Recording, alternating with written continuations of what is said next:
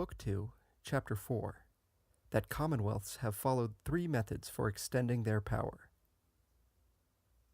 Anyone who has read ancient history with attention must have observed that three methods have been used by republics for extending their power. One of these, followed by the old Etruscans, is to form a confederation of many states, wherein none has precedence over the rest in authority or rank, and each allows the others to share its acquisitions, as do the states of the Swiss League in our days, and as the Achaeans and Aetolians did in Greece in earlier times. And because the Etruscans were opposed to the Romans in many wars, that I may give a clearer notion of this method of theirs, I shall enlarge a little in my account of the Etruscan people.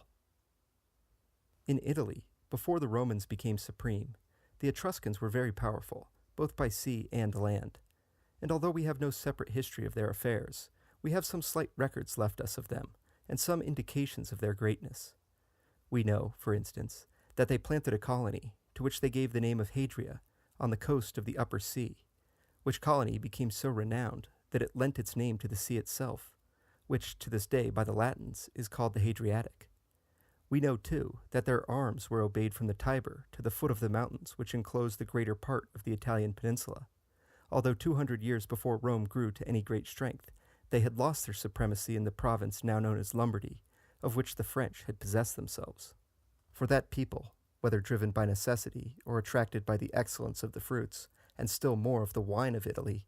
came there under their chief, Bellovesus, and after defeating and expelling the inhabitants of the country, settled themselves therein, and there built many cities, calling the district Gallia, after the name they then bore,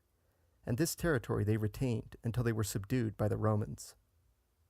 These Etruscans, therefore, living with one another on a footing of complete equality, when they sought to extend their power, followed that first method of which I have just now spoken.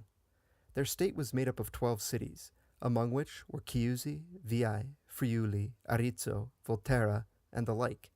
and their government was conducted in the form of a league. They could not, however, extend their conquests beyond Italy, while even within the limits of Italy, much territory remained unoccupied by them for reasons presently to be noticed. The second method is to provide yourself with allies or companions, taking heed, however, to retain in your own hands the chief command, the seat of government, and the titular supremacy.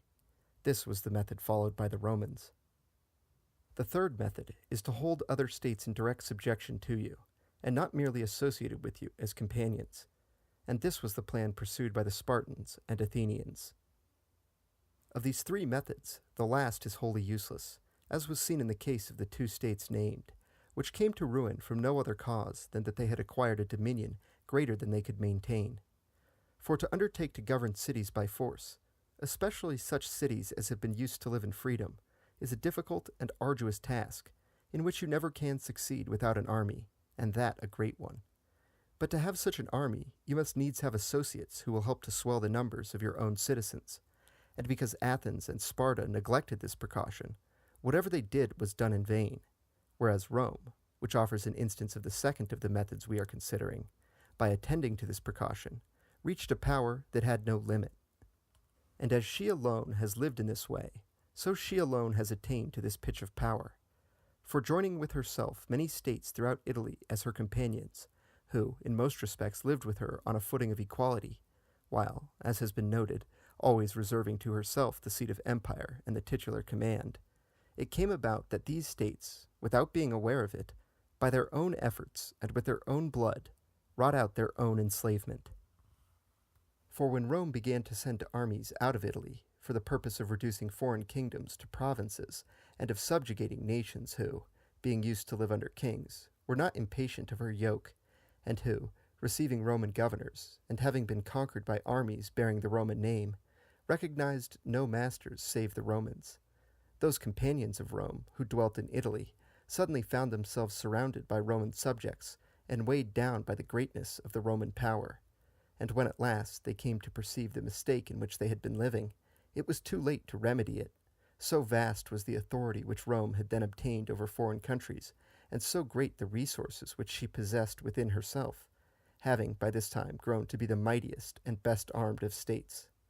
So that although these, her companions, sought to avenge their wrongs by conspiring against her, they were soon defeated in the attempt, and remained in a worse plight than before, since they too became subjects and no longer associates. This method, then, as I have said, was followed by the Romans alone, but no other plan can be pursued by a republic which desires to extend its power, experience having shown none other so safe and certain. The method which consists in forming leagues, of which I have spoken above as having been adopted by the Etruscans, the Achaeans, and the Aetolians of old, and in our own days by the Swiss, is the next best after that followed by the Romans. For, as in this way there can be no great extension of power, two advantages result. First, that you do not readily involve yourself in war, and, second, that you can easily preserve any little acquisition which you may make. The reason why you cannot greatly extend your power is, that as your league is made up of separate states with distinct seats of government, it is difficult for these to consult and resolve in concert. The same causes make these states careless to enlarge their territories, because acquisitions which have to be shared among many communities are less thought of than those made by a single republic, which looks to enjoy them all to itself. Again, since leagues govern through general councils, they must needs be slower in resolving than a nation dwelling within one frontier. Moreover, we find from experience that this method has certain fixed limits, beyond which there is no instance of its ever having passed, by which I mean that some 12 or 14 communities may league themselves together, but will never seek to pass beyond that limit, for after associating themselves in such numbers as seem to them to secure their safety against all besides, they desire no further extension of their power, partly because no necessity compels them to extend, and partly because, for the reasons already given, they would find no profit in extending.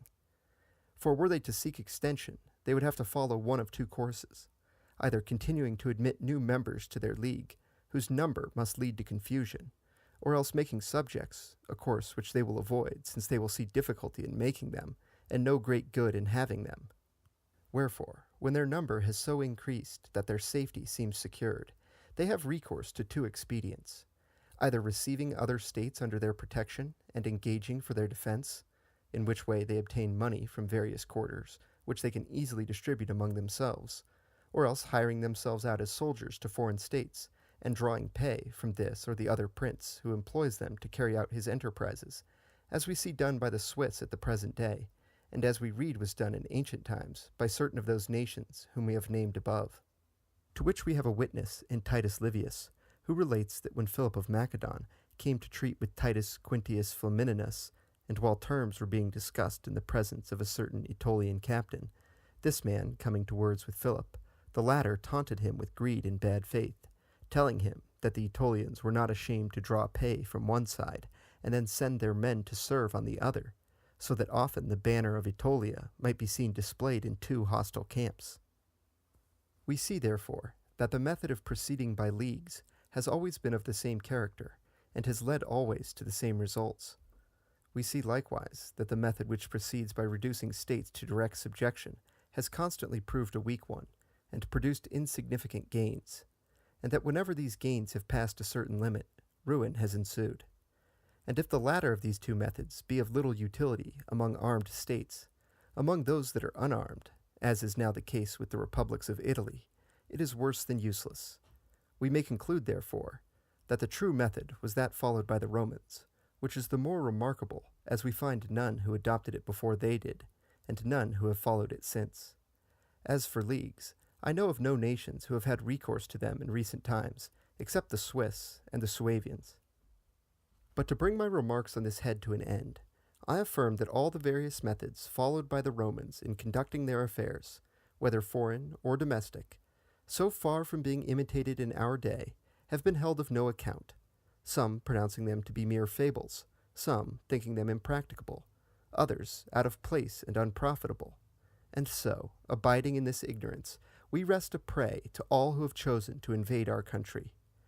But should it seem difficult to tread in the footsteps of the Romans, it ought not to appear so hard, especially for us Tuscans, to imitate the Tuscans of antiquity, who if, from the causes already assigned, they failed to establish an empire like that of Rome, succeeded in acquiring in Italy that degree of power which their method of acting allowed, and which they long preserved in security, with the greatest renown in arms and government, and the highest reputation for manners and religion. This power and this glory of theirs were first impaired by the Gauls, and afterwards extinguished by the Romans, and so utterly extinguished that of the Etruscan Empire, so splendid 2,000 years ago, we have at the present day barely a record. This it is which has led me to inquire whence this oblivion of things arises, a question of which I shall treat in the following chapter.